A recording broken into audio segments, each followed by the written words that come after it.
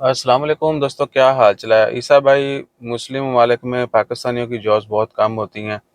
बहरहाल वो आपको पता ही है क्यों कम होती हैं, क्योंकि हमारी गवर्नमेंट्स जो है ना वो भी थोड़ा आहो। ये खबर चेक करें, पहले आप डेट भी चेक कर लीजिएगा। Saudi Arabia, UAE, Qatar and Oman to hire over 1 million Filipinos for new job. 11 जून की खबर है। और फिलिपीन गवर्नमेंट की जानब से जो है ना Saudi Arabia, UAE, Qatar, Oman के लिए उन्होंने रिक्रूटमेंट का ऐलान कर दिया है। और जो मेन ज़्यादा लोगों को हायर किया जाएगा वो टूरिज़्म है, हॉस्पिटैलिटी है, कंस्ट्रक्शन। इन 3 सेक्टर में सबसे ज़्यादा फ़िलिपिनों को हायर किया जाएगा। 1 मिलियन यानी 10 लाख से ज़्यादा फ़िलिपिनों को आने वाले दिनों में इन 4 मुल्कों में हायर किया जाएगा। और टूरिज़्म को अगर आप देखें तो ओमान समेत जो है सऊदी अरेबिया में तो बहुत स्पीड के साथ टूरिज़्म को प्रमोट किया जा रहा है, बाकी मुल्कों में भी।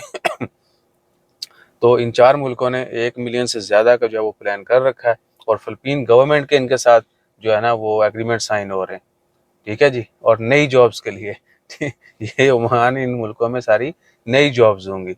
सो आप देख लें कि उनकी गवर्नमेंट जो है वो किस हद तक एक्टिव है, क्योंकि उन्होंने अपने लोगों को अकोमोडेट करना है, अपने मुल्क में भी, अपने बाहर भी। आप सबको पता है फ़िलिपीन वाले कैसे हैं।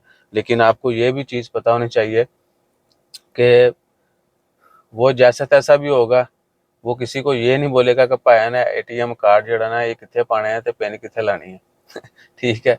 उनको जब वो जिस मुल्क जाते हैं उनको नेसेसरी ट्रेनिंग होती है यहाँ की लैंग्वेज के मुतल्लक। ठीक है। जो बेसिक बाकी रोज़मर्रा की जो नई जगह पे जाके नए बंदे को प्रॉब्लम्स आ सकती हैं, जो या जिन चीज़ों का उसको लाजमी पता होना चाहिए, वो वहीं से उसको ट्रेन करके भेजते हैं। इवन कि इंडिया में भी कुछ है ऐसी, केरला स्टेट भी है, उसके अलावा बहुत सारी और जगह भी हैं जहाँ पर लोगों को इकट्ठा किया जाता है, जिन्होंने बाहर जाना था, जिस जॉब पे जाना है, जहाँ जाना है, उस हिसाब से उनको हल्की फुल्की ट्रेनिंग देते हैं। आपने इधर बहुत सारे लोगों को देखा होगा, हमारे समेत इंडियन, पाकिस्तानी, बांग्लादेशी, उनको इंग्लिश, अरबी, उन्हें लैंग्वेज कुछ नहीं है। सही है। लेकिन क्या है कि वो काम कर रहे हैं क्योंकि उनको बताया गया है। ठीक है ना। बस हिल्ला हिल्ला हिल्ला कहते हैं नहीं को। और हमें लगता है कि वो ना ना बोल रहा है। बहरहाल सीन क्या है कि जी उनको ट्रेनिंग दी जाती है और गवर्नमेंट्स जो है ना वो भी मुल्कों के साथ एग्रीमेंट करती हैं।